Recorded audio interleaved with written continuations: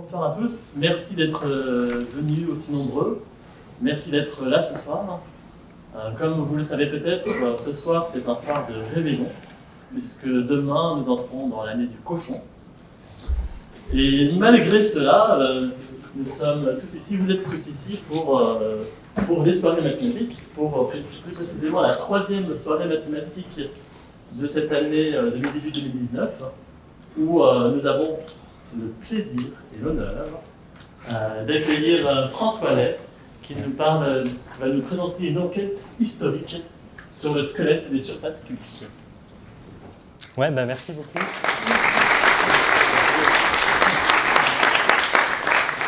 Donc, je remercie les organisateurs des soirées mathématiques de m'avoir invité, donc de me donner l'occasion un peu de parler d'un sujet que j'aime bien. Alors ce sujet, effectivement, ça va être ce truc-là, le squelette des surfaces cubiques. Alors j'ai évidemment expliqué un peu de quoi je veux parler, mais vous voyez aussi que, en fait, il y a le mot historique dans le titre de mon exposé, et de fait, en fait, je suis enseignant-chercheur et je fais mes recherches en fait en histoire des maths. Donc il va y avoir une partie de maths, on va dire, et une partie historique, d'accord ? Donc on va voir comment tout ça se met ensemble, et puis à la fin, j'essaierai de vous montrer un petit peu en particulier à quoi peuvent ressembler aussi les questions que je me pose au quotidien, comment est-ce que je bosse, voilà. D'accord. Alors, pour ce qui est des maths, ce qui est important d'abord avant de parler du squelette des surfaces cubiques, c'est de réapprendre à compter, ou plutôt apprendre à bien compter en géométrie. Alors, question, en combien de points se coupe une droite et un cercle ? Bon, si je vous pose cette question-là, on imagine assez vite, disons, les trois situations qui peuvent arriver. Une droite comme ça, une droite comme ça ou une droite comme ça. D'accord ? Donc 2, 1 ou 0, bon, c'est terminé, puis on n'en parle plus. On peut un peu mieux faire que ça. Alors, si on regarde en fait si on regarde en termes d'équations tout ce qui se passe, alors je vais prendre par exemple que le cercle, on sait bien que c'est ici, je prends le cercle unité d'équation x2 plus y2 égale 1. Et donc là, j'ai trois droites horizontales à y égale 0, 1 et 2. Et donc si je regarde évidemment ce qui se passe quand je cherche à déterminer l'intersection de la droite donnée avec le cercle, donc je dois résoudre ce système-là. Donc ici, je fais juste une simple substitution et je vois qu'en fait, les deux points d'intersection vont être déterminés par x2 égale 1 d'une part, et y égale 0 puisque je suis sur la droite ici qui est en rose. Et x2 égale 1, ça a deux solutions dans R, d'accord ? Donc c'est 1 et moins 1. Bon. Et donc ça correspond à mes deux points qui sont ici et là, qui sont donc les points de coordonnées 1, 0 et moins 1, 0. Bon. Je n'ai pas révolutionné les maths pour le moment. Alors qu'est-ce qui se passe pour la deuxième droite ? C'était celle qui était au milieu ici, donc là elle apparaît en bleu ciel. Donc cette fois, si je substitue y égale 1 dans l'équation du cercle, il me reste, après simplification, juste x2 égale 0. Et x2 égale 0, cette fois, elle n'a plus qu'une racine, d'accord, qui est x égale 0, pardon. Et du coup, j'ai un point qui est le point d'intersection M de coordonnées 0, 1. OK ? Donc ça correspond, disons, à ce que je vois sur les dessins, d'accord ? Ici, j'en avais deux, là, il y en a un. Et si je regarde la dernière droite, cette fois, donc, j'intersecte mon cercle avec la droite y égale 2. Qu'est-ce qui se passe ? Quand je substitue y égale 2 dans la première équation, je tombe sur x2 égale moins 3 et y égale 2. X2 égale moins 3, qu'est-ce que je fais ? Est-ce que je peux trouver un nombre dont le carré vaut moins 3 ? Ça dépend. A priori, quand j'ai commencé à faire de la géométrie en faisant des dessins, je me dis, j'ai besoin de travailler avec des points à coordonnées réels, des nombres réels. Donc, est-ce qu'il existe des nombres réels dont le carré vaut moins 3 ? Non. Okay. Donc, je suis triste. Alors, je peux être triste, ou alors je peux ne pas accepter ça comme fatalité et dire, après tout, s'il y a un truc qu'on apprend au lycée, c'est que x2 égale moins 3, ça a des solutions. C'est juste qu'il faut accepter de ne pas rester dans le monde réel et d'aller dans le monde des complexes. Okay. Donc, de ce point de vue-là, x2 égale moins 3, ça a deux solutions, i racine de 3 et moins i racine de 3. Et je peux dire, du coup, j'ai deux points d'intersection qui vont être les points de coordonnées i racine de 3 à 2 et moins i racine de 3 à 2. D'accord ? Donc autrement dit, si je m'autorise à regarder parmi les points constituants de mes objets géométriques, ici le cercle et la droite, des points que j'autorise à être à coordonnées complexes, et bien en fait la droite orange ici intersecte le cercle en 2 points, okay, qui ont pour coordonnées ces choses-là. Donc je suis un peu plus content déjà parce que la situation de droite ressemble à la situation de gauche, puisque j'ai 2 points d'intersection. Si je veux être encore plus content, pour unifier tout ça, ici en fait je vais dire que, et c'est ce qu'on pressent, disons, avec l'idée que la droite bleu ciel est tangente, c'est qu'on a envie de compter le point d'intersection ici avec une multiplicité 2, d'accord ? Ce qui revient à dire, ce qui reflète le fait que cette équation-là, x2 égale 0, ben, elle a une racine double, x égale 0. Okay, et donc, de ce point de vue-là, ben voilà, à chaque fois, en fait, ma droite, elle a intersecté le cercle en 2 points, mais c'est juste que je dois accepter, d'une part, de regarder des coordonnées complexes, d'autre part, de compter des points d'intersection avec une certaine multiplicité. Okay. Donc, la situation, elle est là. Donc, sur ce dessin, on a l'impression qu'il y a 3 phénomènes différents. En fait, il n'y en a que un. Évidemment, comme ici, la droite orange, elle intersecte le cercle en des points à coordonnées complexes, ben, je ne peux plus les représenter en fait, en dessin, au moins en tant que tel. Donc il y a une contrepartie à mon idée d'unifier un petit peu mon calcul d'intersection, c'est que ben, je perds des moyens de représentation. Bon, ben, ce n'est pas trop grave, on va dire qu'on y pense, d'accord ? Ils sont quelque part. Alors, pourquoi est-ce que je parle de ça ? C'est parce que cette idée en fait, d'introduire des points à coordonnées complexes, ça va nous permettre de bien compter des choses. Donc ici, on a bien compté en fait, jusqu'à 2. Au lieu de faire 0, 1, 2, ben, on a dit 2. Donc c'est pas mal. Alors il y a une autre situation. Ah oui, pardon. Donc là, si vous voulez, plus généralement, vous voyez que si je prends l'équation d'un cercle quelconque ici, avec une droite, alors je ne prends pas toutes les droites, mais là c'est juste pour l'exemple y égale à x plus b, vous voyez que quand je substitue du coup le y égale à x plus b dans l'équation du cercle, j'obtiens une équation du second degré en x. Ça correspond exactement ici à mes équations x2 égale 1 égale 0 et moins 3. Bon, et comme j'ai une équation du second degré, ben, le lycée nous apprend que si je regarde le discriminant, si je cherche des solutions réelles, eh ben, il y a 3 cas à considérer. Sinon, ben, il y en a un quand on compte avec multiplicité.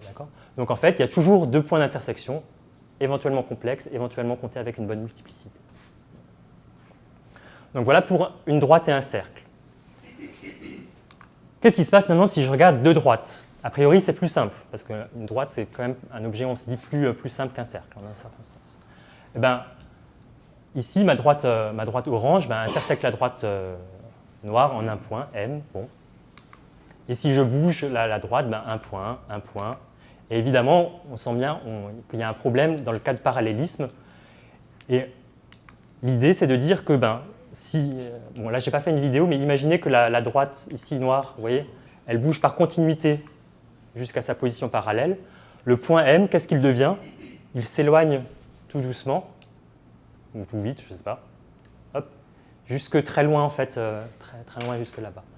En fait, on va dire que les 2 droites se coupent à l'infini. C'est l'idée un peu, si vous voulez, de ce qu'il y a derrière les notions de perspective, par exemple. Lorsque sur un tableau, on représente, par exemple, des rails d'un train qui vont jusqu'à l'horizon, on les dessine, en fait, pas parallèles, alors que dans la vraie vie, ils sont parallèles, avec cette idée qu'ils vont se couper très loin à l'infini, à l'horizon. Donc, en fait, de ce point de vue-là, encore une fois, vous voyez que 2 droites, j'ai un résultat qui est en un sens unifié, elles se coupent toujours en un point. Alors, 2 droites distinctes, évidemment, parce que si c'est les mêmes droites, elles ont une infinité d'intersections. D'accord, donc vous voyez qu'ici, le cas d'intersection de 2 droites, c'est pas tant pour unifier mon résultat, c'est pas tant une histoire de coordonnées réelles ou de coordonnées complexes, mais c'est plutôt l'introduction en fait d'éléments situés à l'infini. Okay, alors je n'ai pas beaucoup parlé en fait de ces trucs à l'infini dans la suite de l'exposé, mais c'est juste pour vous donner un peu des choses qu'on doit savoir pour bien compter, on va dire, en géométrie, pour certains géomètres. Si maintenant je passe à des choses plus compliquées, en combien de points se coupent deux courbes algébriques? Alors, une courbe algébrique, c'est quoi? C'est une courbe qui est définie par une équation polynomiale. Donc, une droite, par exemple, c'est une courbe algébrique, parce que c'est défini par y moins ax moins b égale 0. Donc, c'est un polynôme en x et y. Le cercle, c'est aussi une courbe algébrique, parce que c'est x2 plus y2 moins 1 égale 0. Bon. Et donc, on peut avoir des choses plus compliquées avec, une équation de définition p de xy égale 0, où p, c'est un polynôme de degré n en les variables x et y. Vous prenez ce que vous voulez. Et l'idée, ça va être de dire que si j'essaye d'intersecter une telle courbe avec une droite, ben vous voyez que si j'essaye de reformer le système comme j'avais fait pour le cercle avant, ça veut dire que je dois essayer de voir qu'est-ce qui se passe pour ça. P de xy égale 0 et y égale ax plus b. Okay, et comme avant, si je substitue la valeur y égale ax plus b dans la première équation, vous voyez que cette fois, il n'y a plus que l'inconnu x qui subsiste, et comme p est de degré n, ça me donne une équation algébrique de degré n en x. Okay, et donc, on va dire que, en fait, il y aurait des cas un peu particuliers à traiter, mais je le dirai après. L'idée, c'est de dire que ça, du coup, comme c'est une équation de degré n en x, eh ben, si je regarde les choses du point de vue complexe, le théorème d'Allen-Bergos, il me dit qu'il y a toujours exactement n racines complexes. D'accord ? Éventuellement compter avec multiplicité, éventuellement complexe, mais ce n'est pas grave, c'est le même phénomène qu'avant. Si j'accepte de compter avec la multiplicité et d'utiliser des coordonnées complexes pour représenter mes objets algébriques, ben en fait, une courbe de degré n coupe toujours une droite avec en n points d'intersection. Alors là, ce que je dis, j'exagère un tout petit peu parce qu'il y a aussi le problème en fait, des points à l'infini à gérer, etc. Je ne rentre pas dans les détails, mais disons, en général, une courbe de degré n intersecte une droite en n points d'intersection. Alors, avant, j'ai fait deux droites. J'ai fait le cercle et la droite. Okay, donc ça marche. Et donc, on a d'autres types. Par exemple, ici, pour n égale 2. Donc là, vous reconnaissez l'hyperbole. Donc ça, c'est une courbe algébrique de degré 2, puisqu'elle est définie par x fois y égale 1. D'accord ? Et donc, si vous essayez de vous imaginer combien de points elle peut intersecter une droite, eh ben, par exemple, si vous pouvez avoir une droite comme ça, transverse, là, hop. Donc là, il y en aura bien deux qui sont réels. Je peux les dessiner sur le dessin. Il y a d'autres situations. Par exemple, si je prends l'antibisectrice, l'antidiagonale, d'accord, celle qui passe comme ça, on a l'impression qu'elle coupe l'hyperbole nulle part. En fait, c'est comme avant, elle va le couper en 2 points, mais à coordonnées imaginaires. Okay. Il y a d'autres situations. Par exemple, il y a les tangentes. Si je prends une tangente ici, là, donc cette fois, il va y avoir un contact d'ordre 2, okay, comme avant avec le cercle. Il y a un point de tangence réel. Et il y a d'autres choses qui se passent, c'est que si maintenant vous imaginez prendre une asymptote, donc par exemple, il y a l'asymptote horizontale ici, et bien vous voyez qu'elle va couper, enfin, vous voyez ou vous ne voyez pas, justement. L'idée, c'est qu'elle va couper l'hyperbole à l'infini. D'accord ? Finalement, qu'est-ce que c'est une asymptote à une courbe ? D'accord ? On dit, quand on définit en terminale ou en je ne sais pas quoi, c'est que ça se rapproche de plus en plus en fait, quand x devient très grand, en un certain sens. En fait, de ce point de vue-là, on va dire que l'asymptote coupe la droite en l'infini. D'accord ? Donc encore une fois, c'est un certain point de vue qui permet d'unifier les choses. Alors, les autres courbes pour n égale 2, c'est les coniques. D'accord ? Donc vous connaissez l'ellipse, la parabole, l'hyperbole. Bon, il y a les coniques dégénérées aussi, les réunions de deux droites, les droites parallèles. Bon.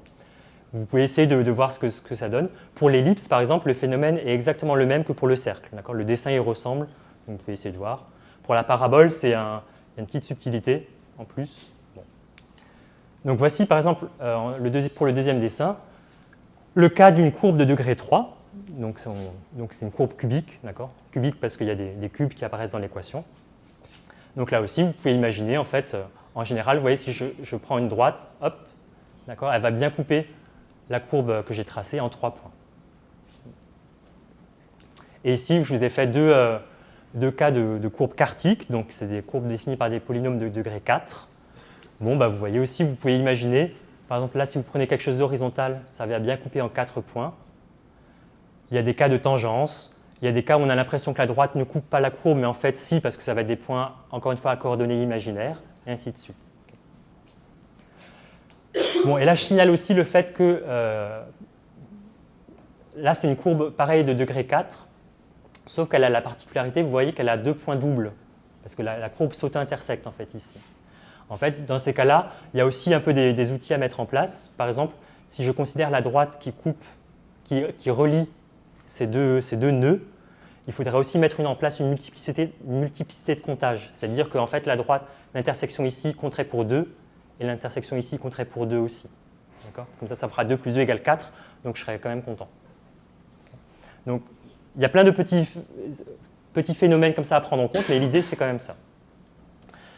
Et pour répondre à la question qui est écrite tout en haut, en fait, théorème, dit théorème de Bezout, en général, je mets des gros guillemets, une courbe de degré n et une courbe de degré m se coupent en n fois m points. Okay. Alors, je dois mettre des gros guillemets parce que là, j'ai fait un énoncé pas du tout rigoureux. Il faut que les courbes n'aient pas de composantes communes, par exemple, parce que sinon, elles ont une infinité de points. Il faut compter avec des multiplicités, avec des coordonnées complexes, avec des points à l'infini. Il faut mettre en place des multiplicités de comptage, etc. Mais l'idée, c'est ça. En général, d'accord. Donc en particulier, vous voyez, quand je prends une courbe de degré 1, donc c'est une droite, okay, donc elle coupe bien une courbe de degré n, c'est ce que j'ai dit, en n fois 1, donc n points. Imaginez de prendre une courbe de degré 2 et une courbe de degré 2, donc par exemple cette hyperbole avec un cercle. Okay. En général, il y a 4 points d'intersection. Mais encore une fois, parmi les 4, il y en a peut-être que je ne peux pas représenter sur le dessin, il y en a peut-être qui sont situés à l'infini.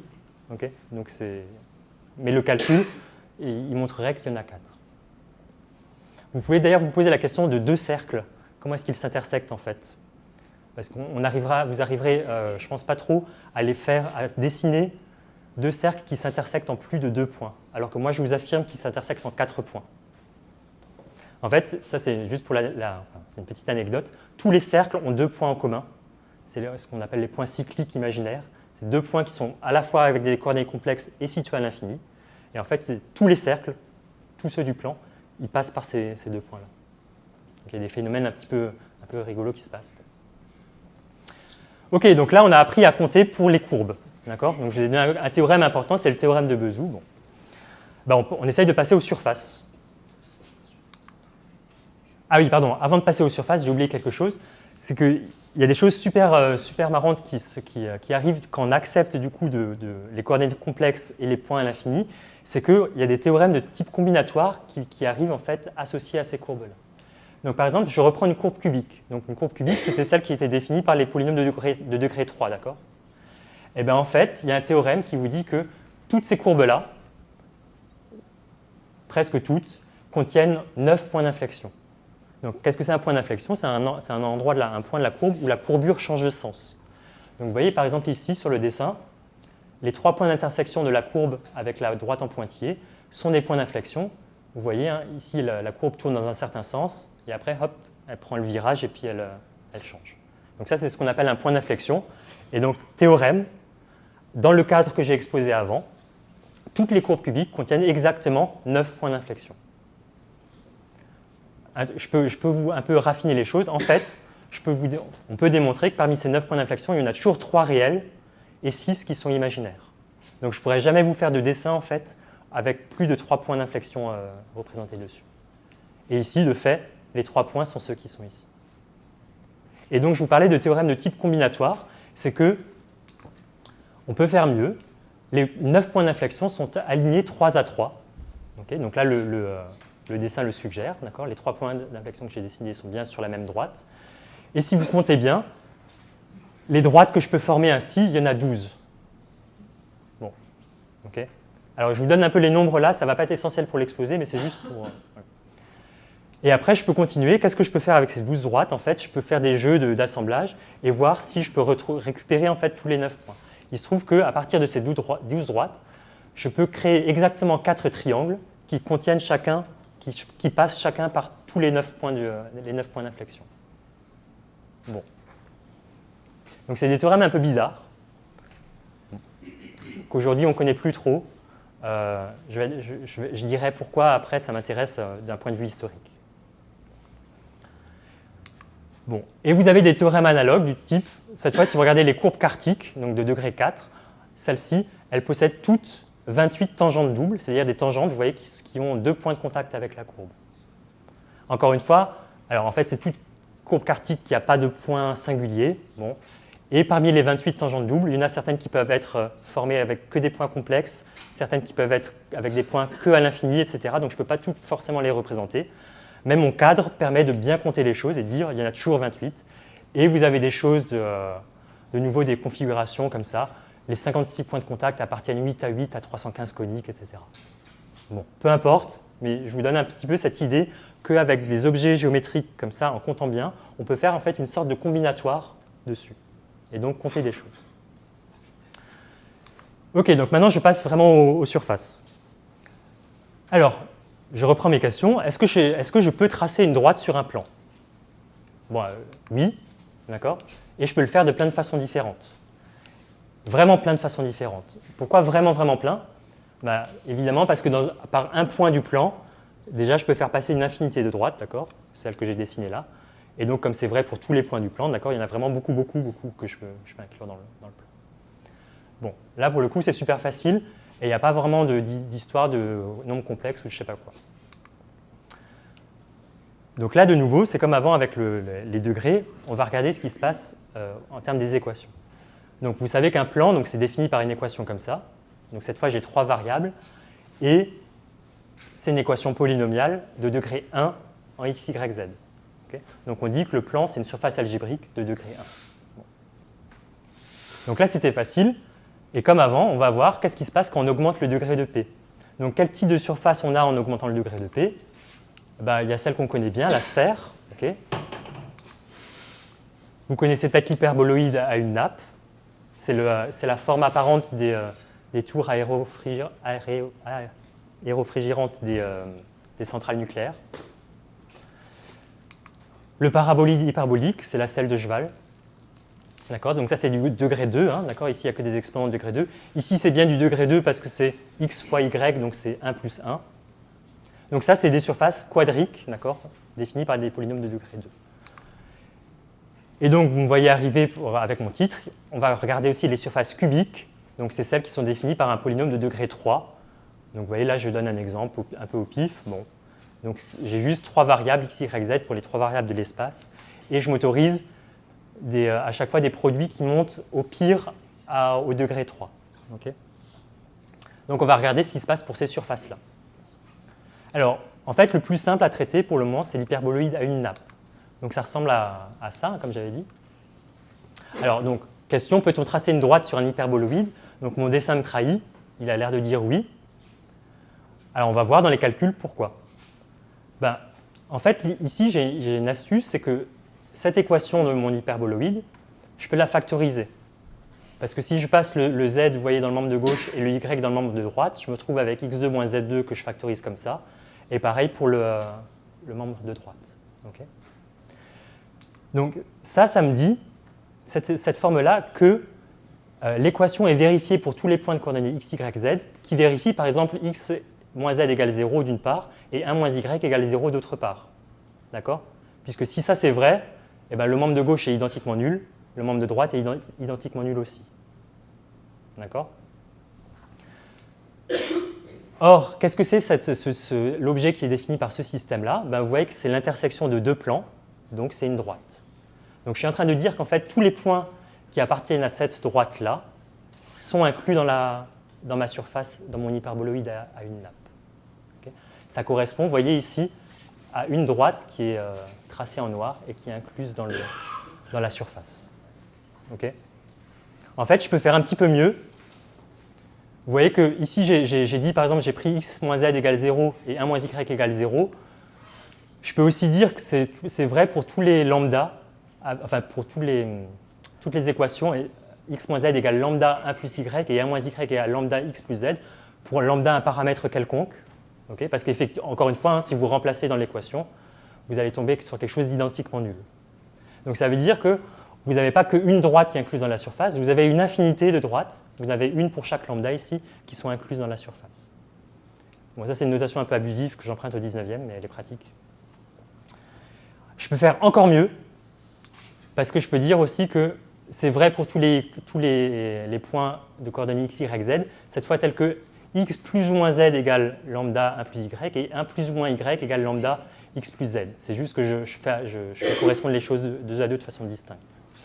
Et en fait, vous voyez que ça me donne ici deux familles infinies de droites qui sont incluses dans de la surface. Donc ça correspond au fait que, vous voyez, sur le dessin, l'idée c'est que par un point, vous pourrez toujours faire passer deux droites exactement qui sont complètement incluses dans la surface. Et c'est vrai pour chaque point. Donc si vous en prenez un autre, là, hop, ça va bouger, ainsi de suite. Donc on dit que l'hyperboloïde, c'est une surface réglée, parce qu'elle est engendrée par une famille de droites. Donc le dessin, c'est ça. Donc ça, c'est un modèle d'un hyperboloïde à une nappe qui est formée de fils. Donc vous voyez, tous les fils là sont des lignes droites, hein, et on les voit bien engendrer la surface totale de mon hyperboloïde. Donc si je résume, pour le degré 1, donc pour les planches, j'avais beaucoup de droites qui sont incluses dedans. Pour un hyperboloïde, j'en ai beaucoup, mais pas tant que ça, puisque j'ai juste deux familles infinies, alors que j'en avais beaucoup plus quand même pour le plan.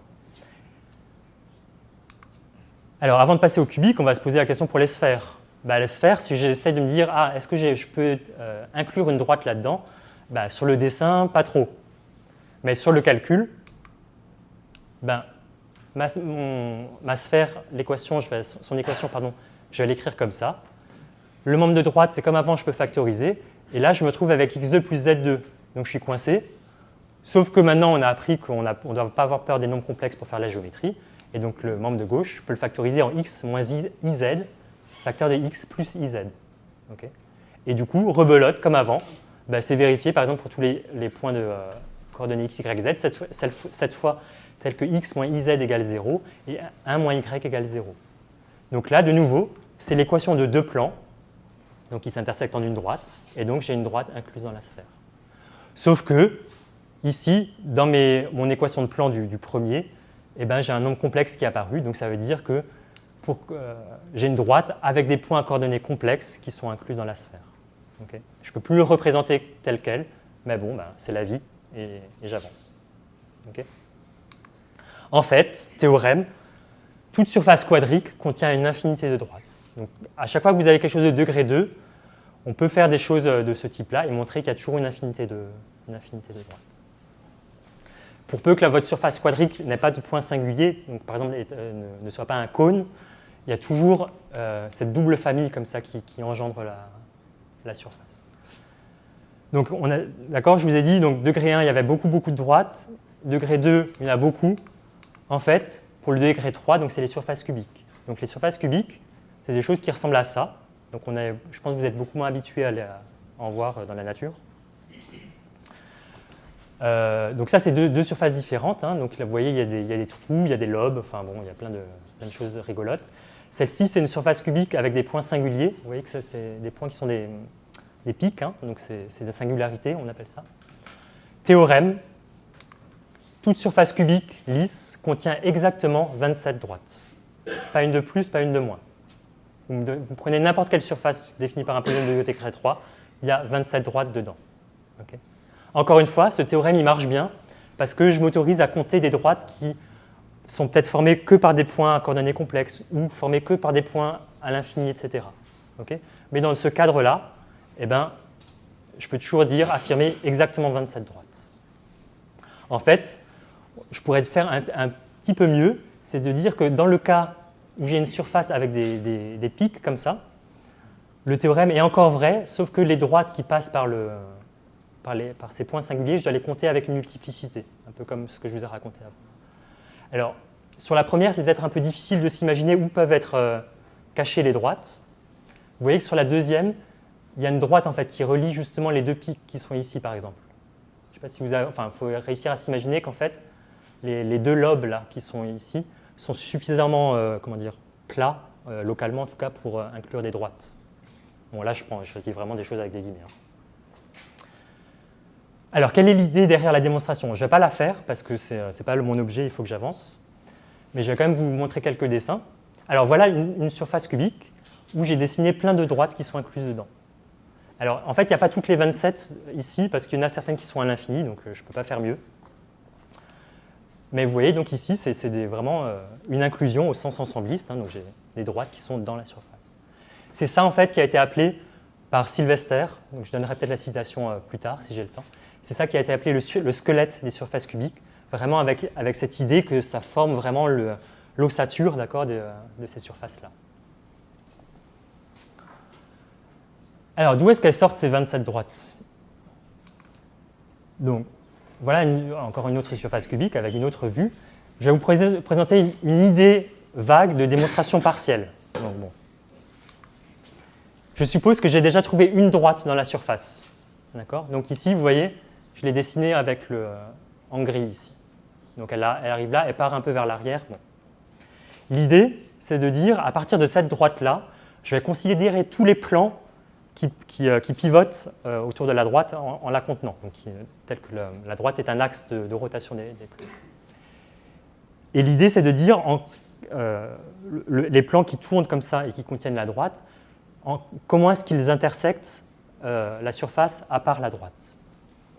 Donc ici, vous voyez que ça, c'est l'intersection résiduelle, donc il y a un morceau qui est ici.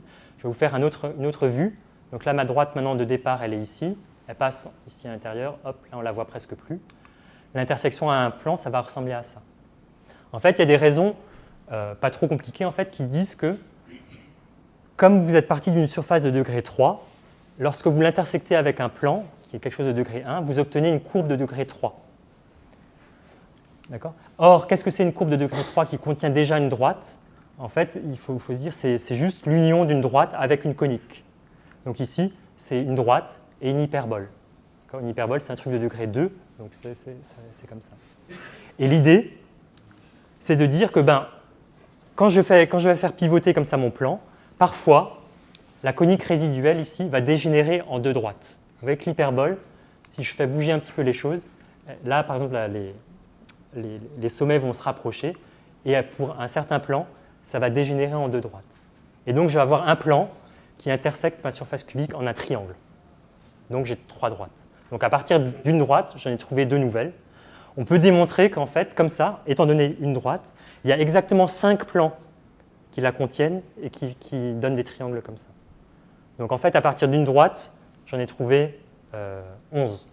Enfin, 1 plus 10, on va dire. Et l'idée, après, c'est de dire, OK, et maintenant, je recommence avec celle que j'ai trouvée. Donc, il faut juste faire, du coup, ça vous, a priori, à partir d'une, ça vous en revend de nouveau 10 supplémentaires. Sauf que parmi les 10, il y en a peut-être que vous avez déjà trouvé avant. Mais si vous comptez bien, vous tombez en fait comme ça sur 27. Bon, il faut bien compter. Hein. Et ce n'est pas si compliqué que ça.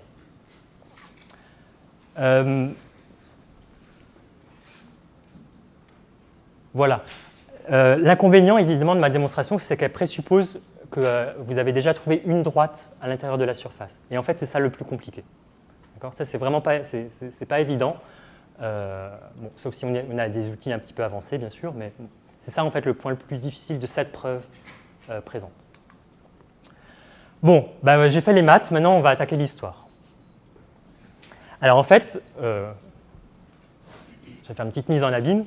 Quelle est mon histoire par rapport à ce théorème, par rapport à l'histoire de ce théorème? C'est ce que j'ai fait dans ma thèse, d'accord? Donc j'ai fait tourner ces choses-là pendant un certain bout de temps. Je me suis intéressé à l'histoire du théorème des 27 droites. Alors, question, c'est quoi en fait faire l'histoire d'un théorème? Donc, je vous laisse peut-être vous poser qu'est-ce que c'est. Prenez votre théorème préféré, le théorème de Pythagore ou le théorème de la base incomplète ou du rang constant, je ne sais pas quoi. C'est quoi faire l'histoire d'un théorème? Premier réflexe, je pense, le dater et l'attribuer à quelqu'un. Alors, en fait, dater et attribuer à quelqu'un, c'est des questions en général tellement compliquées en histoire des maths qu'on les évacue. Parce que, par exemple, essayer de dater le théorème de Pythagore, c'est impossible. De l'attribuer, c'est impossible, etc. Dès que vous essayez en fait de dater des choses qui sont trop, trop faciles en fait, c'est très difficile. J'ai essayé il n'y a pas longtemps d'essayer de dater qui a l'idée de vraiment concevoir le cercle comme étant paramétré par une application θ associe cos θ sinus θ. On a l'impression que c'est évident, parce que mais est-ce que c'est la même chose, par exemple, de dire « Ah, je sais que tous les points du cercle ont pour coordonnées cos θ sinus θ » ou de dire « Le cercle, c'est l'image d'une application θ associe machin ». Pour des raisons comme ça, en général, c'est très difficile d'essayer de remonter aux origines des choses. Ici, en fait, on est dans un cas particulièrement complaisant où tous les récits, disons, pointent vers deux mathématiciens britanniques, Cayley et Salmon, et à une année 1849, où ils auraient donc démontré conjointement ce théorème des 27 droites. En fait, il se trouve qu'il n'y a pas trop de raison il n'y a aucune raison d'ailleurs de mettre en doute ce truc-là. Donc pour le coup, les questions d'origine, là, c'est pas trop ce qu'on va regarder. Alors Cayley, il est assez connu, hein, le nom, il arrive assez vite. Salmon l'est moins. C'est un collègue de Cayley, mais donc Cayley a beaucoup travaillé à Cambridge, à Londres et à Cambridge. Salmon, en fait, travaillait à Dublin, mais ils étaient en fait en correspondance. Et donc, on apprend en fait qu'ils ont échangé des lettres dans lesquelles ils ont démontré, tous les deux ensemble, qu'il existe toujours 27 droites dans les cubiques. Et donc, ça a donné lieu à des publications déjà en 1849. Donc là, vous voyez, c'est celle de Cayley qui s'appelle donc « Sur les plans tangents triples des surfaces du troisième ordre ». Donc, première phrase, une surface du troisième ordre contient en général un certain nombre de droites. Bon. Donc là, je coupe un petit peu. Par conséquent, le nombre total de droites sur la surface est 27. Okay. Donc voilà la formulation, en fait, la première formulation qu'on a du théorème des 27 droites, en tout cas celle qu'on connaît. Bon, et ensuite, qu'est-ce que je peux faire d'autre comme question? Alors, si on n'est pas trop inspiré, si j'essaie de m'intéresser à l'histoire du théorème des 27 droites, c'est de voir ce qui existe déjà sur le sujet. Alors, ma thèse, elle n'est pas très accessible, on va dire, mais il y a quelqu'un qui a fait des choses bien avant moi, au début un siècle avant moi, en fait, ce que j'ai soutenu en 2015 d'ailleurs. C'est quelqu'un qui s'appelle Henderson, et il a écrit un livre entier qui s'appelle The 27 Lines Upon the Cubic Surface. Donc, on a l'air, on se dit, waouh, trop bien. Pourquoi est-ce que ce livre-là, il est intéressant pour moi? C'est que j'ai regardé un petit peu de manière actuelle, disons, tous les papiers de maths ou les livres de maths de géométrie algébrique qui parlent du théorème des 27 droites et de leur histoire, presque tous, en fait tous, réfèrent pour la partie historique à ce livre-là. Okay, parfois par des références par ricochet, mais on arrive toujours ici. Donc, en un certain sens, ce livre semble être l'histoire officielle du sujet, d'accord? C'est lui qui a construit l'histoire du théorème des 27 droites. Bon, je passe un petit peu les détails, mais en particulier, ce livre il est constitué d'un résumé historique, d'une intro, 7 chapitres de maths en fait, une bibliographie, quelques dessins. Et évidemment, c'est le résumé historique qui tient lieu de cette histoire officielle. À quoi ça ressemble cette histoire officielle? Je vous donne, alors c'est les deux premiers paragraphes de l'histoire. On va les lire ensemble. La théorie des droites sur une surface cubique a d'abord été étudiée dans une correspondance entre les mathématiciens britanniques Salmon et Cayley. Et les résultats ont été publiés, ils donnent les références. L'observation qu'un nombre défini de droites doivent reposer sur la surface est initialement due à Cayley, alors que la détermination de ce nombre a été faite en premier par Salmon. Bon. Là, c'est ce que je vous ai dit, hein. Il y a quelques compléments. Bon, il se trouve que ça, c'est déjà expliqué dans les publications d'avant, mais il continue. La base pour une théorie purement géométrique des surfaces cubiques a été posée par Steiner dans un mémoire court mais extrêmement fructueux et suggestif. Cet article contient de nombreux théorèmes, donnés soit entièrement sans preuve, soit avec au plus une indication minime de la méthode de dérivation, une habitude de ce célèbre sphinx, comme l'a dit Cremona. En fait, vous voyez que ce type de petits paragraphes ont l'air un petit peu décorrélés les uns des autres. Vous voyez, il n'y a pas trop de lien entre le deuxième et le premier. Est-ce qu'on comprend beaucoup de choses? On comprend des choses, mais tout n'est pas expliqué. C'est quoi une théorie purement géométrique? C'est quoi ce célèbre sphinx? Qu'est-ce que Cremona vient faire dans l'histoire? Etc. En fait, tout le résumé historique, il est fait comme ça. C'est une succession de petits paragraphes, avec à chaque fois, vous voyez, 2 phrases. Lui, un tel a fait ça. Un tel prime a fait ça. Un tel seconde a fait ça. Et donc, on arrive à une histoire comme ça, morcelée, avec plein de petites thématiques. On apprend des choses, hein, je ne dis pas. Vous voyez, par exemple, il y a un thème, c'est l'existence des 27 droites. Ensuite, la géométrie pure avec Steiner, c'est ce que je viens de dire.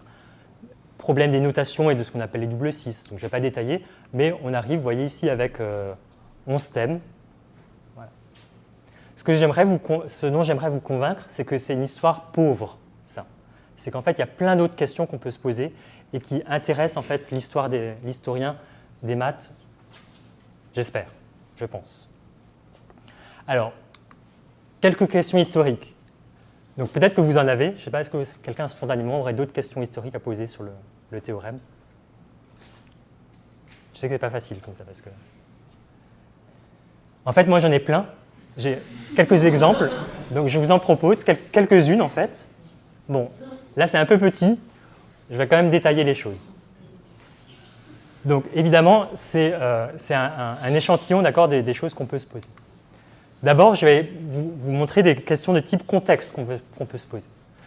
Déjà, pourquoi compter des droites sur des surfaces? Qu'est-ce qu'ils ont à faire, Cayley et Salmon, de compter des droites? Est-ce qu'ils sont levés le matin en disant « Ah, au fait, j'ai compté des droites sur des cubiques » Est-ce que c'est un problème en soi? Est-ce que c'est une question annexe à un sujet plus important? Est-ce que c'est usuel, inédit? Quel est l'état des lieux qui concerne les surfaces cubiques en 1949? Qui s'y intéresse? Pour quelles raisons? Et évidemment, tout ça, je peux ramifier, vous voyez. Est-ce un problème en soi pour Cayley et Salmon? Est-ce un problème en soi pour tous les matheux d'Europe occidentale, pour tous les matheux du monde, pour tous les matheux de Cambridge, etc. Plein de choses qu'on pourrait dire. Par ailleurs, vous voyez que je vous ai introduit des choses, et c'est ce que Salmon et Cayley font. Est-ce que c'est usuel de considérer des points complexes ou à l'infini en géométrie en 49? Comment est-ce que Cayley et Salmon pensaient-ils à l'espace ambiant? Est-ce qu'ils le pensent, comme peut-être certains d'entre vous l'ont fait, à un espace comme P3 de C? Donc aujourd'hui, nous, P3 de C, c'est notre espace projectif où on a ajouté les points complexes et les points d'infini. Mais est-ce qu'eux, ils ont cette conception-là de l'espace ou est-ce qu'ils le conçoivent autrement? Je ne sais pas. Anderson, il ne sait pas non plus. Au fait, c'est quoi être usuel? Comment, concrètement et historiquement, mesurer ce qui est usuel ou non à une époque donnée, en des lieux donnés, pour des personnes données? Les démonstrations du théorème sont-elles inspirées d'autres démonstrations? Sont-elles originales? Sont-elles rigoureuses? Pour qui? Pour quand? Donc rigoureux, évidemment, c'est quelque chose qui dépend de la période qu'on considère. Si ce n'est pas rigoureux, disons, suivant nos critères, est-ce qu'on doit continuer à attribuer à Cayley et à Salmon le théorème? Y a-t-il des nouveaux rapports, par exemple, entre algèbre et géométrie qui sont mis en place dans les démonstrations? Ou est-ce que c'est que des choses super classiques qui se contentent d'assembler en ayant lu des choses ici et là? Au fait, c'est quoi l'algèbre à cette époque? Est-ce qu'il existe une discipline qui s'appelle algèbre? C'est quoi la géométrie à cette époque? Quelle est la place, du coup, du théorème des 27 droites dans la géométrie? Si je regarde maintenant les personnes, où et comment Cayley et Salmon ont-ils appris à étudier des surfaces cubiques? C'est vrai ça. À la fac, quand ils étaient étudiants, entre eux, à un séminaire, parce qu'il y a M. Jordan de Paris qui leur a dit « Hey, intéressez-vous aux surfaces cubiques, c'est intéressant », et qui leur a dit comment faire. Je ne sais pas. Quelle place le théorème des 27 droites a-t-il occupé dans leur vie de 1849? Est-ce qu'il fait partie d'un programme de recherche? Est-ce qu'il est surprenant pour eux? Est-ce qu'il est vu comme profond ou juste comme banal? Est-ce qu'en fait, c'est quelconque de dire que des surfaces contiennent des droites? Comment est-ce qu'ils l'ont visualisé? Moi, je vous ai montré des images, évidemment, qui datent du XXIe siècle, que j'ai produites avec des ordinateurs. Et eux, ils ont fait comment? Est-ce qu'il est commun de prouver des théorèmes dans des lettres au XIXe siècle? Si oui, sous quelle forme? Sous quelle forme, j'entends, sous quelle forme rhétorique?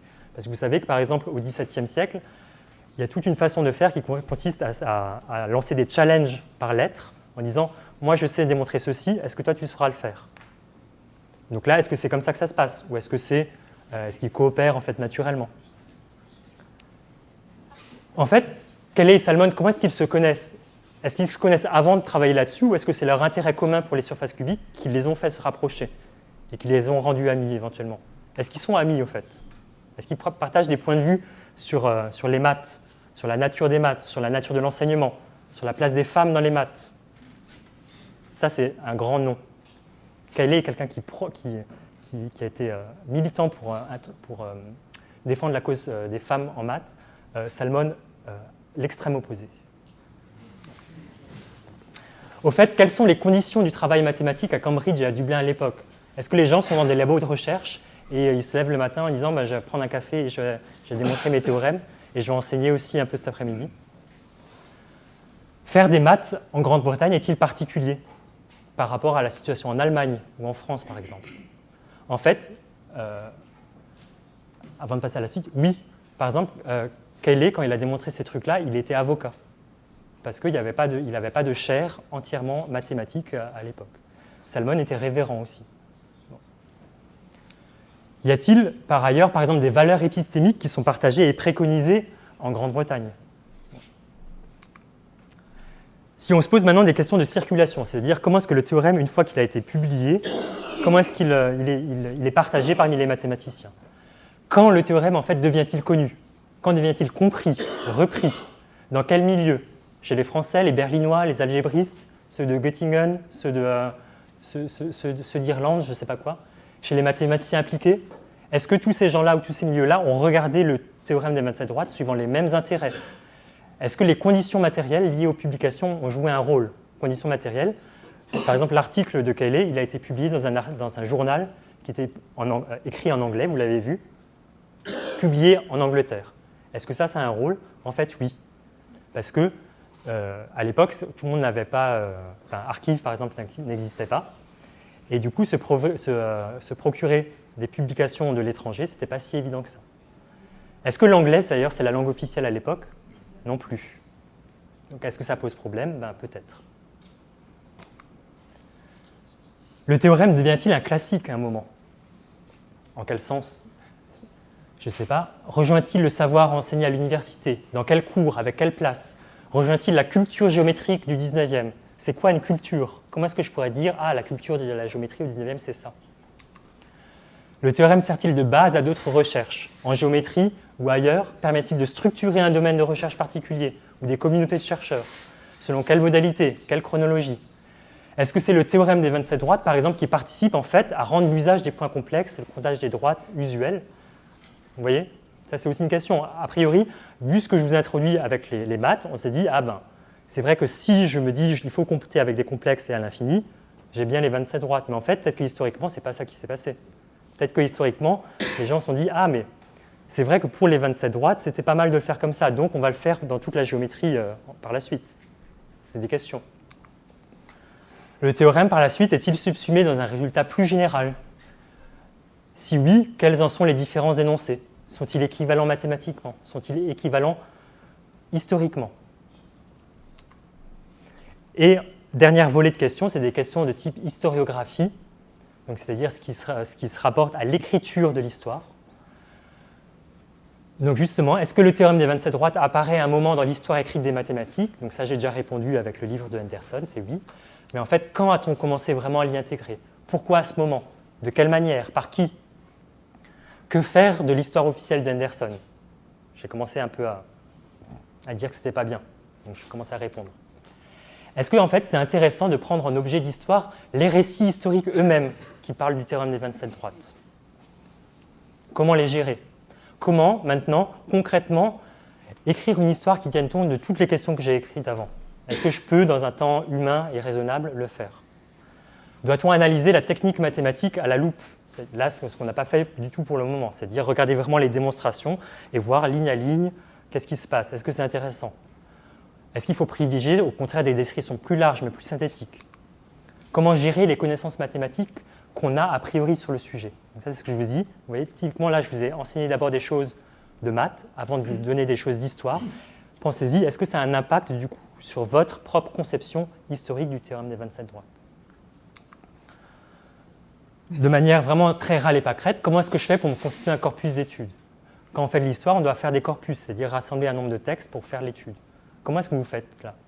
Si je vous dis, allez hop, faites une histoire du théorème de Pythagore, par quel texte vous allez commencer? Comment est-ce que vous les rassemblez? Où chercher des sources? Comment décider ce qui est pertinent à garder et à examiner? Quels impacts aussi les choix que vous opérez forcément, ce sera vos choix, quel impact vont-ils avoir sur l'histoire que vous écrivez? Donc tout ça, c'est plein de questions, on pourrait les multiplier à l'infini, d'accord? Et je ne vais évidemment pas du tout y répondre parce que il est déjà 9h moins 5. Mais je voulais juste vous montrer un peu un échantillon de qu'est-ce que ça serait d'avoir une histoire au moins un peu plus riche de ce que Henderson proposait. Et si je reviens en particulier, vous voyez, sur cette description-là thématique, je vous ai dit, d'une part, il explicite jamais les maths, avec les paragraphes que je vous ai montrés, il n'y a pas de liens qui sont faits, etc., entre les trucs. Même thématiquement, ok, donc là, je vais passer dessus pour aller un peu vite. Je signale quand même que Henderson n'a même pas lu toutes les références qu'il liste. C'est flagrant parce qu'en fait, il donne les mauvais titres des choses. J'ai aussi démonté sa bibliographie. En fait, juste en termes de thématiques, on peut voir qu'il y a plein de liens qui existent entre tout ça. D'accord ? Donc il y a des thématiques vraiment en termes de maths, c'est-à-dire des circulations de résultats, par exemple, qui viennent d'ici et qui sont utilisés ici. C'est des personnes aussi qui travaillent dans les différentes thématiques et tout. Donc pensez en fait ces lignes de développement qui seraient un petit peu indépendantes, comme ça, qui flotteraient dans l'air, de manière bien étanche et bien isolée. C'est quelque chose ici, je pense, de profondément en fait erroné. Alors, ce que je voulais faire, en fait, c'était vous montrer un peu ce qu'on peut faire sur deux thématiques. Donc, comme l'heure tourne très vite, je vais passer un petit peu dessus. Mais je vais quand même vous donner quelques éléments. Donc, une des thématiques, c'est ici, ça a été de s'intéresser, en fait, à la forme que peuvent avoir les surfaces cubiques. Donc, la forme, c'est-à-dire, est-ce qu'il y a des trous, est-ce que c'est étendu jusqu'à l'infini, ou au contraire, est-ce que c'est borné, est-ce que, je ne sais pas quoi. Et c'est un lien avec les modèles. Donc les modèles, c'était essentiellement faire des petites sculptures en plâtre des surfaces. Et donc vous voyez, c'est Sylvester qui disait en 61, je me propose de faire construire en fil de fer ou d'arcale un système de 27 droites, de sorte qu'on pourra éprouver le plaisir inattendu de voir avec les yeux du corps toutes les droites, le squelette, pour ainsi dire, d'une surface du troisième ordre, avec leurs 135 points d'intersection, etc. Et les autres merveilles de cette involution si compliquée, mais en même temps si symétrique. François ? Oui. Juste pour dire, on a commencé bien en retard. Ouais. Et puis en plus, on n'a pas l'habitude d'imposer. Ah oui, d'accord, ok. Bon, tu peux prendre le temps. Ok, bien en retard. Oui, mais tu vois, je suis à 28 là, donc il faut quand même que je. Alors, donc pour information, donc, vous voyez, en fait là, il disait encore, ce qui serait intéressant, c'est de réussir à faire. À représenter avec 27 fils de fer la configuration des 27 droites, ce squelette-là. Alors, c'est assez rigolo. Bon, ça n'a pas été très, ça n'a pas été un sujet de recherche en fait très poussé. Si vous voulez, les idées, les problèmes qu'il y a eu, c'était en fait qu'il faut trouver un bon repère et des bonnes constantes pour qu'il y ait d'une part des équations simples pour les droites et aussi pour que les applications numériques se passent bien. C'est-à-dire que les droites, elles s'intersectent en certains points. Donc, il fallait à la fois avoir des bonnes approximations des points d'intersection. Et aussi, il faut réussir à faire tenir en fait, toute la figure dans un espace à peu près raisonnable et donc pas faire partir tout à l'infini parce que sinon c'est ingérable. Bon, je passe dessus.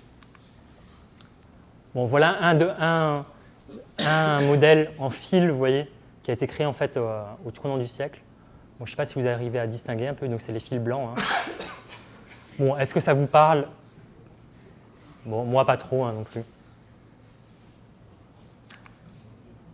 Alors, donc ça c'était la question, disons, des modèles juste du squelette tout seul. D'accord, c'était juste les droites sans leur surface. Il y a aussi des gens qui se sont dit, ça serait bien du coup d'essayer de représenter les droites avec leur surface, ce serait mieux.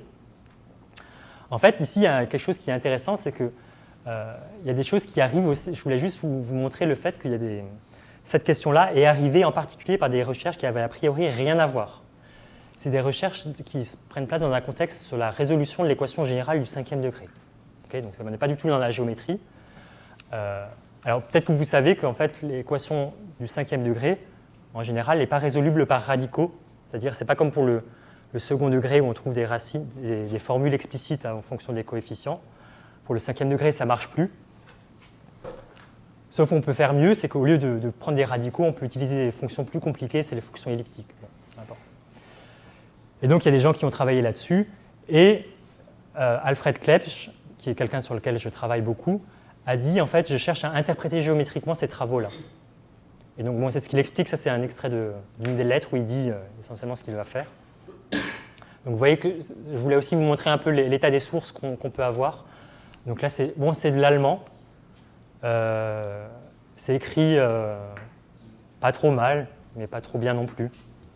Ça dépend des passages. À la fin du siècle, par exemple, c'est aussi écrit en Kurenschrift. Vous savez, c'est le gothique cursif.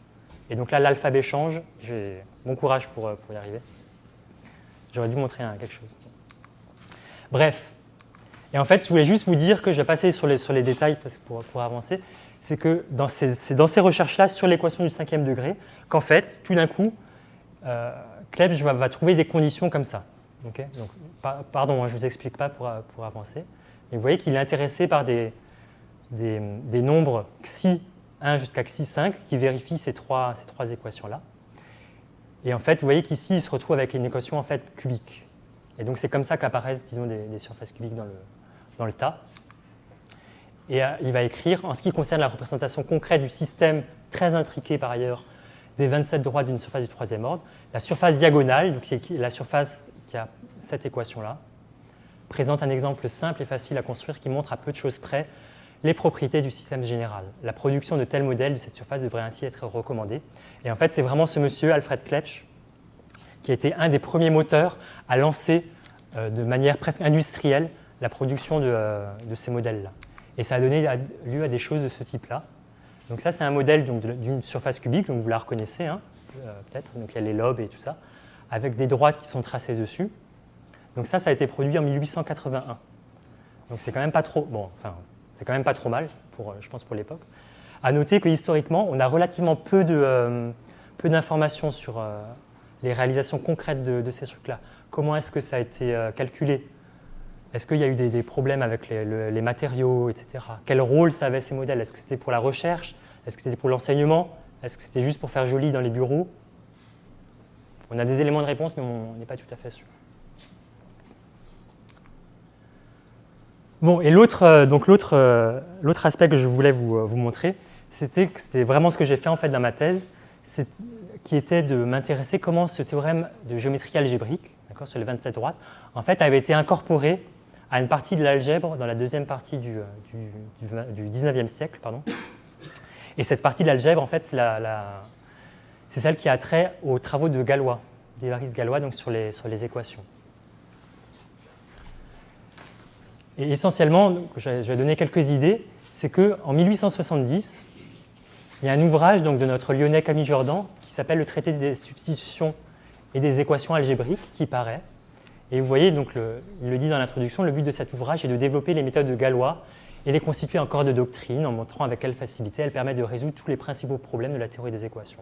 Donc en fait, le livre de Jordan, donc Galois est mort en 1832, donc longtemps avant ça. Ces travaux en fait, ont été publiés en 1846, longtemps avant ça aussi. Et par la suite, en fait, il y a eu tout un processus d'assimilation justement des idées de Galois. Et ça rentre dans ce contexte-là. Donc l'ouvrage, là, le traité des substitutions, fait partie en fait du processus, disons, de clarification de ce que Galois a fait. Donc qu'est-ce que Galois il avait fait? Il s'était intéressé à savoir aux objets équations algébriques et il avait dit, c'est super pratique, au lieu d'utiliser les équations, on peut utiliser des objets qu'on appelle groupes. Je vais y revenir.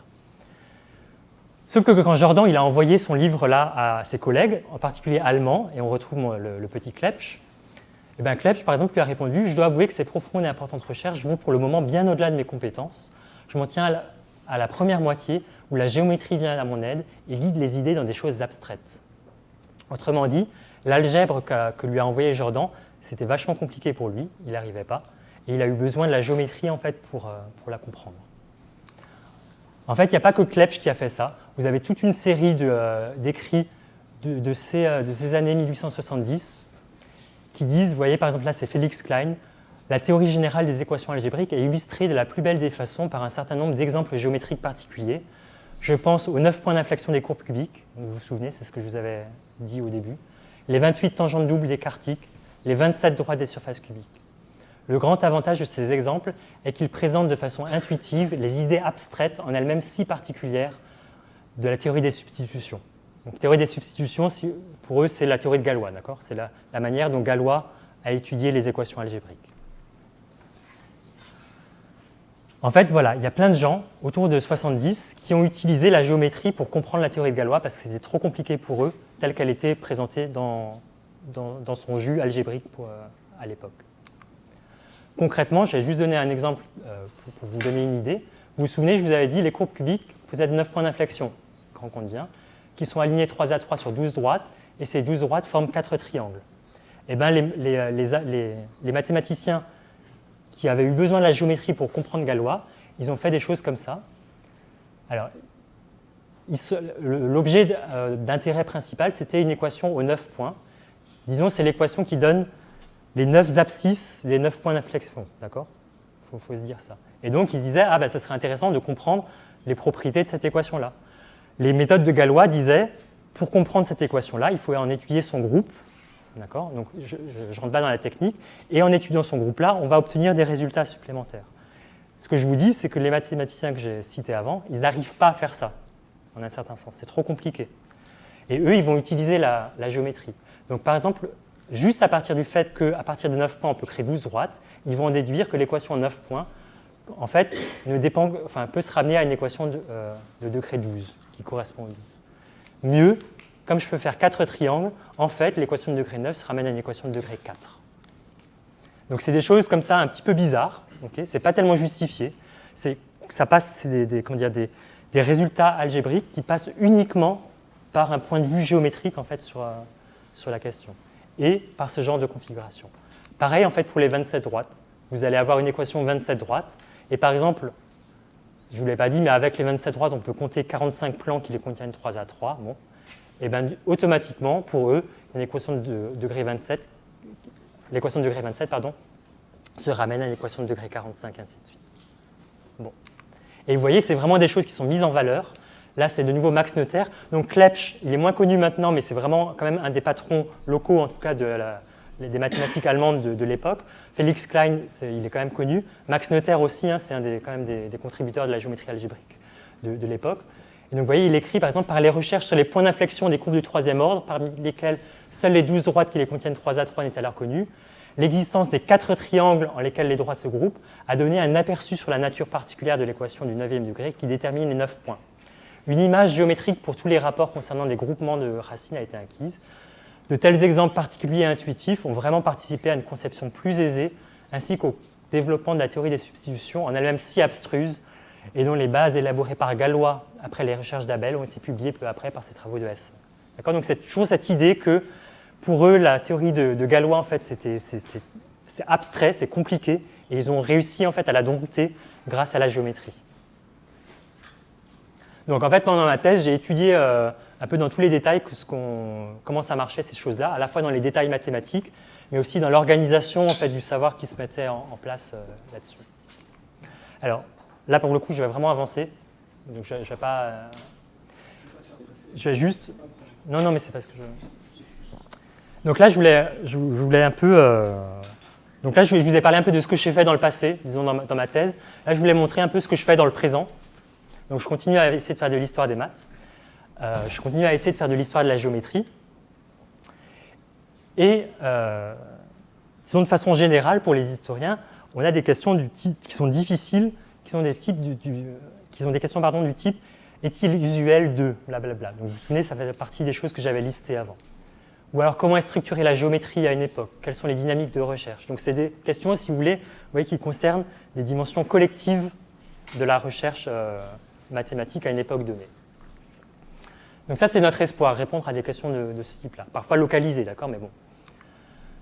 Un problème, c'est que pour le moment, on a des informations partielles. Dans l'histoire qui a été écrite, pour le moment, on a des études de cas ici et là, d'accord. Moi, j'ai travaillé sur les 27 droites, ça donne des choses. Mon collègue a travaillé, je ne sais pas, sur les hyperboloïdes à une nappe, ça me donne d'autres choses. On essaye de faire des liens, mais bon, on a des points de vue comme ça qui se recoupent un peu, mais bon, pas trop.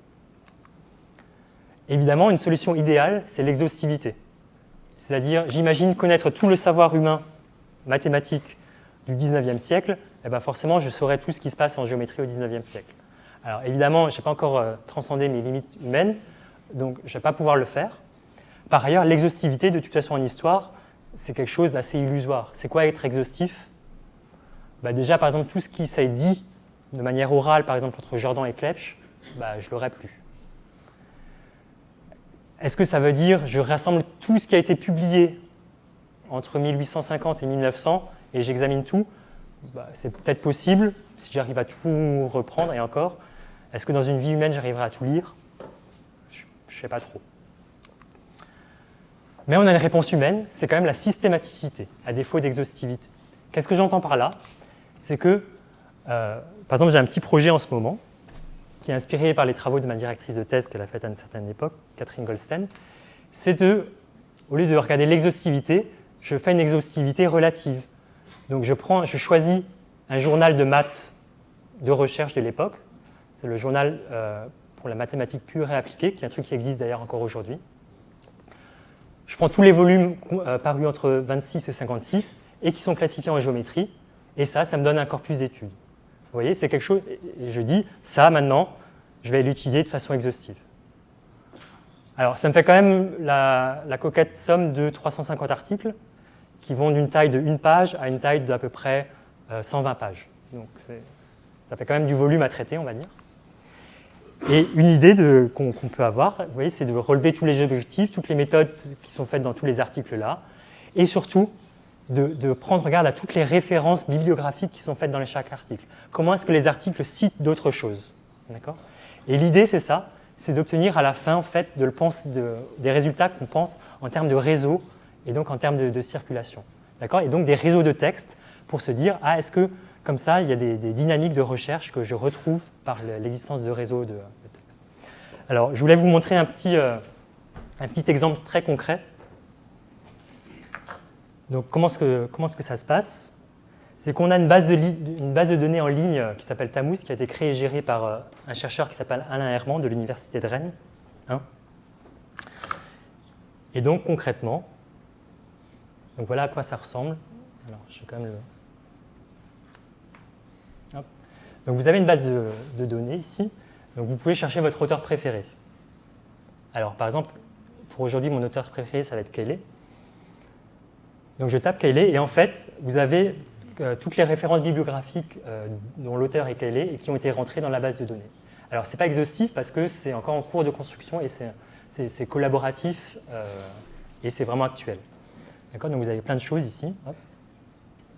Et l'intérêt, donc, alors, je ne sais pas si vous arrivez à lire, pardon, c'est petit. Ici, pardon. Ah oui, c'est ça. Oui. Donc là, ce que j'ai souligné, c'est l'article sur les 27 droites. Donc je peux cliquer dessus, et donc ça me donne les références. Et vous voyez, ici en bas, j'ai mis des commentaires, etc. Bon, ça, c'est pas très intéressant. Ce qui est intéressant, c'est que je peux naviguer. Et en fait, suivant ce qui a été déjà construit, donc je peux voir tous les articles que Cayley, dans cet article-là, cite, mais aussi tous les articles qui citent réciproquement l'article de Cayley. D'accord ? Donc comme ça, je vois vraiment qui s'est intéressé à cet article-là de Cayley dans la suite du 19e siècle. Alors, pour le moment, ce n'est pas complet parce que on est encore en cours de construction, d'accord ? Mais l'objectif, c'est vraiment de compléter au fur et à mesure et donc d'avoir des informations qui se complètent. Donc là, je l'ai fait pour Cayley, etc. Bon. Alors, ce que je voulais aussi vous montrer, c'est qu'après, on peut exporter les choses. Et donc,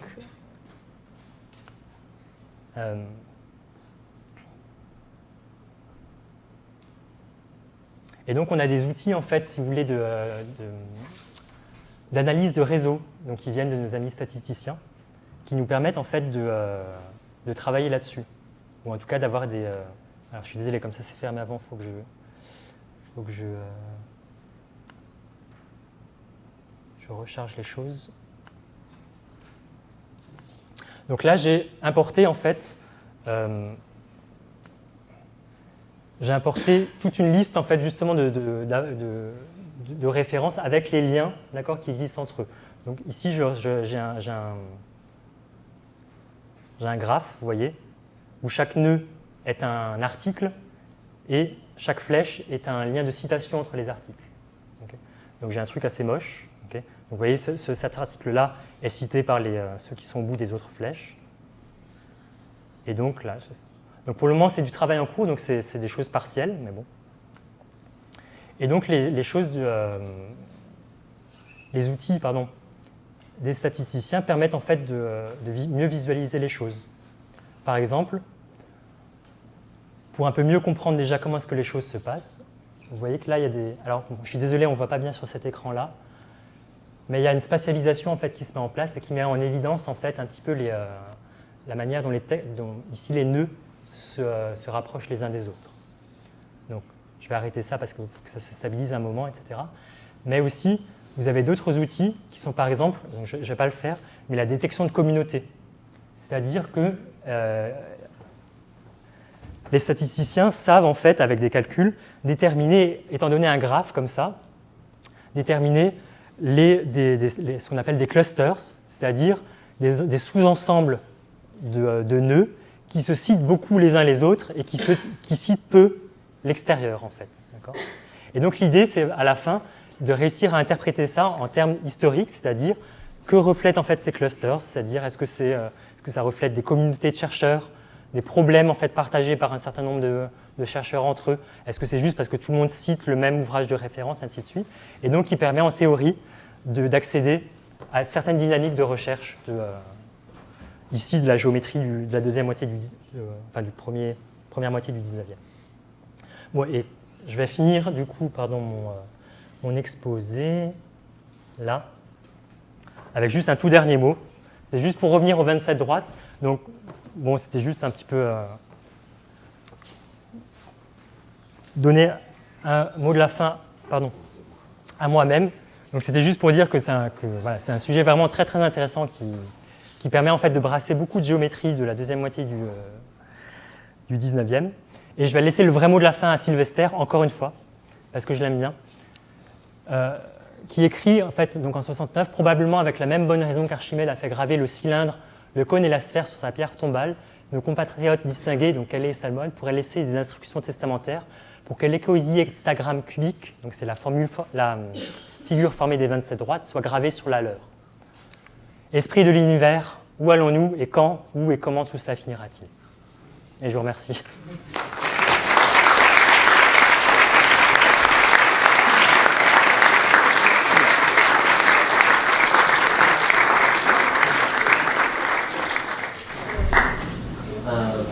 Merci beaucoup François pour cet exposé, qui est très inspirant, je pense, à la fois pour le côté mathématique, historique, pour le côté d'être un historien et pour sa conclusion. Est-ce que, donc, on a un petit temps pour les questions. Alors aujourd'hui, on n'a pas de micro, mais si on parle suffisamment fort, cela devrait le faire. Donc s'il y a des questions. J'avais une première question, en fait, ça réfère à ce que vous avez raconté au début, c'est-à-dire quand on avait des droites qui intersectaient un cercle avec des coordonnées complexes, est-ce que, en considérant que en fait, la coordonnée complexe est la position du point dans un plan, est-ce qu'on pourrait pas représenter cette intersection entre le cercle et la droite, non pas en géométrie en 2 dimensions, mais en 3 dimensions? En 3 dimensions, ça va que être partiel encore en 3 dimensions. Disons, si on veut vraiment le faire, du coup, le plan dans lequel on travaille, c'est C2, d'accord, puisqu'on a besoin des coordonnées complexes suivant les 2 dimensions. Donc, stricto sensu, on a besoin de 4 dimensions, en fait, 4 dimensions réelles. Après, sinon, ça va être éventuellement des intersections avec certains plans réels, mais du coup, ça va que être des choses partielles, quoi. Je ne sais pas si ça répond à la question, en fait. À ma connaissance, on ne peut pas faire tellement mieux, quoi. Enfin... Droite, c'est droite complexe. Oui, c'est ça.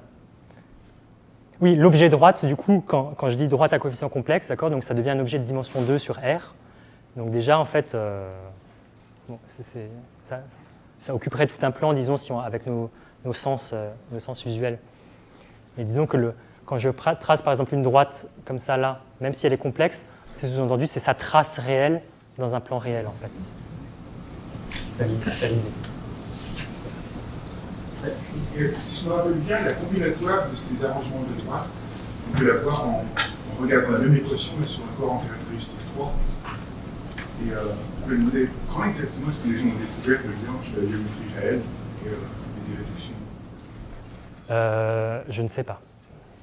Honnêtement, je ne sais pas. Donc, alors, ce que je peux dire, c'est que par élimination, c'est-à-dire que dans tout ce que j'ai regardé, en fait, ces questions-là en fait, ne se posent pas. C'est-à-dire que les gens regardent vraiment encore pendant très longtemps des choses sur R ou C, mais ils ne s'intéressent pas en fait, à d'autres corps. En fait. Alors, ce que je peux répondre un peu, bon, je pense que c'est lié au développement de la géométrie arithmétique qui se met en place plutôt vers la fin du 19e siècle. Donc, par exemple, Hermite, ça dépend souvent à quel point de vue, disons, mais par exemple, Hermite, pour résoudre oui, en entier l'équation x3 plus y3 égale z3 plus t3, par exemple, il dit, ah bah ça, en fait, je peux l'interpréter comme une équation d'une surface cubique. Et donc, bon. Et donc, un peu plus tard, il y a des gens qui vont éventuellement regarder comment les choses se réduisent, disons, modulo quelque chose, mais vraiment vu en termes d'équation, disons, entre entiers. Ce n'est pas vraiment le point de vue de regarder un objet géométrique défini sur un corps autre que R ou C, quoi. Pour aller vers la géométrie. Je ne sais pas comment la géométrie est faite. Pardon? Ce que je dis, c'est qu'on part d'un problème quantique pour aller à un problème de géométrie. Ouais. Mais jamais de géométrie pour aller notamment sur un problème combinatoire.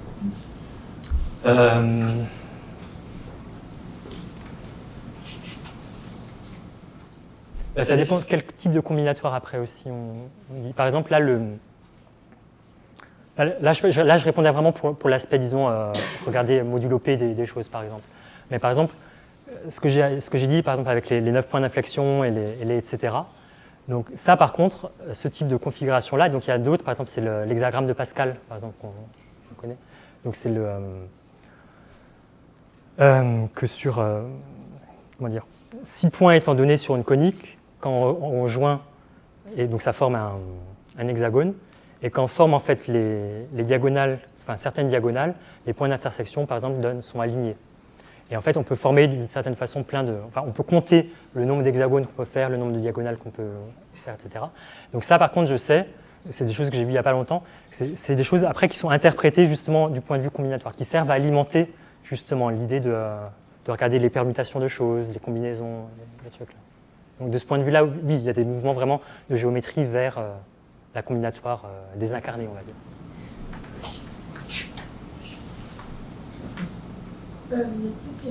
Est-ce que, si on parle de squelette, est-ce que les droites ont été communiquées Alors pourquoi il parle de squelette? En fait, il ne l'explique pas. Je pense que c'est juste l'idée que, comme dans notre corps, on a notre chair et on a notre peau, et à l'intérieur, il y a des os en fait, qui nous structurent, et qui sont essentiellement pas, comment dire, qui sont rigides, quoi. C'était juste l'idée, je pense, qu'il avait en tête, c'est de dire qu'à l'intérieur de ces surfaces-là, il y a des choses rigides qui existent, quoi. Enfin, il y a qui sont des lignes droites. Je ne crois pas que ça le caractérise, non.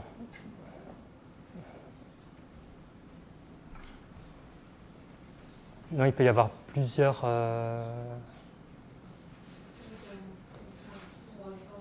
Si, parce que si deux surfaces cubiques s'intersectent en 27 droites, elles s'intersectent déjà en beaucoup de choses, et donc je pense que c'est peut-être caractéristique en fait. Ouais.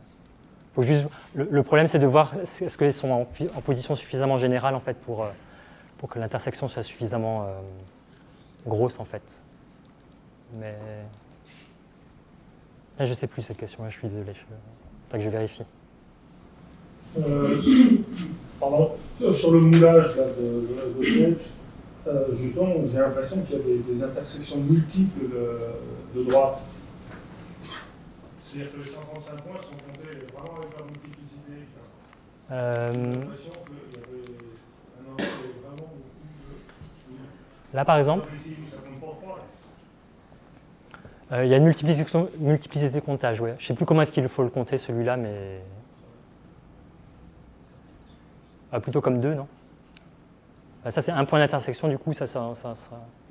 Ah oui, non, 3, oui. Oui, enfin, ils savent très bien faire, c'est écrit quelque part. Combien? Il y en a combien de points? 135. Oui, mais sans des points réels.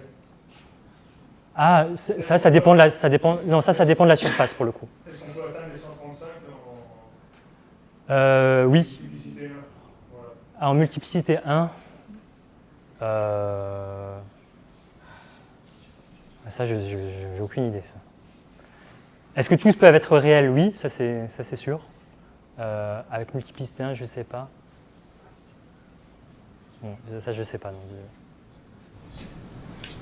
J'ai une question sur la vérité, entre guillemets, historique en mathématiques. Ce que vous pouvez faire éviter, c'est qu'il peut y avoir plusieurs historiens qui travaillent sur le développement historique d'un théorème donné. Ouais. Toutes leurs publications peuvent être approuvées, bien sûr, en comité de lecture, mais toutes leurs histoires peuvent être sensiblement différentes. Alors, est-ce qu'à un moment donné, pour un sujet donné, plus spécifiquement un théorème donné, il y a une synthèse qui est faite et il y a un consensus qui est officiellement accepté, ou alors est-ce qu'on laisse la liberté à l'écriture d'histoire en mathématiques, comme c'est d'ailleurs le cas en histoire tout court d'ailleurs. Alors, comment dire? C'est compliqué, c'est très compliqué comme question. Moi, pour commencer, j'aimerais insister sur une chose, c'est qu'en fait, je fais partie, disons, d'une école, on va dire, qui dit clairement, justement, quand on est en histoire, c'est comme en maths. On annonce des résultats et on les démontre. Et donc, de ce point de vue-là, ça veut dire que quand on publie, on doit aussi montrer qu'on fait proprement les choses. Donc, c'est un peu pour pallier, parce qu'en fait, en histoire, c'est tellement facile de dire « Ah, bah oui, les 27 droites, ça fait partie de la culture géométrique au 19e. » Bon, je ne sais pas. Donc, il y a effectivement une question de bien poser les questions et de bien y répondre. Est-ce qu'il y a des controverses, est-ce qu'il y a des doutes sur ce que les gens font? Il y en a toujours parce qu'on est humain. Il me semble quand même qu'actuellement, en tout cas, on a quand même sur une tendance qui cherche vraiment à expliciter à chaque fois, à la fois les questions et les méthodologies de réponse, mais aussi qui sont écrites par des gens qui sont conscients que les méthodologies et les questions qu'ils posent vont donner une certaine réponse aussi sur une certaine question. Je ne sais pas si vous voyez ce que je veux dire. Et donc, de ce point de vue-là, on peut toujours dire, c'est vrai qu'un tel a regardé le théorème des 27 droites sous cet angle-là. Ça ne veut pas forcément dire que c'est faux, mais ce n'est pas non plus incompatible avec le fait de dire je pourrais regarder le même théorème sous un angle différent. Mais ça, c'est possible et c'est tout à fait compatible. Oui. Après, ce qui change aussi, c'est la... après, bon, pour ne pas vous le cacher, il y a... Mais c'est surtout dans les... Comment dire? Parce qu'autre temps, autre mœurs, il y a d'autres collègues décédés, vraiment, voilà, pour qui justement la conception de l'histoire n'était pas du tout la même chose, et donc on est effectivement amené à réévaluer un peu le type d'histoire qu'ils écrivent. Mais là, par exemple, un cas presque extrême, c'est ce que j'ai montré avant avec Anderson. Là, je peux vous dire qu'il n'a pas fait du bon boulot quand même. Okay. Parce que voilà, il n'y a pas de méthode claire, on ne sait pas comment il a rassemblé son corpus, il y a des erreurs factuelles en fait. Ça arrive, des erreurs factuelles, oui. Si je vous dis que la publication, un cas extrême, ça serait de dire que Diophante savait déjà qu'il y avait 27 droites, ou Euclide savait déjà qu'il y avait 27 droites sur les cubiques, là je vais vous dire, bof, c'est un peu faux. Parfois c'est larvé en fait dans des choses un peu plus subtiles, du style, mais évidemment que Diophante savait que les courbes de genre 1 permettent de résoudre les équations elliptiques, je ne sais pas quoi. C'est-à-dire que parfois, l'historien des mathématiques calque ses points de vue du présent pour interpréter en fait ce que fait un auteur du passé, en termes du coup complètement anachroniques. Et ça, en ce moment, c'est vraiment des choses qu'on essaye d'éviter à tout prix, voilà.